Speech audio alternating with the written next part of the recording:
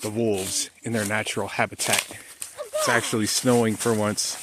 It's pretty cool. So they're walking around sniffing everything. They're not too used to snow, and they have already made a mess of their fur.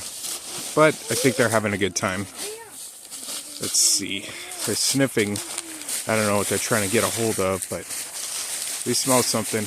Probably spilt soda or some kind of little treat.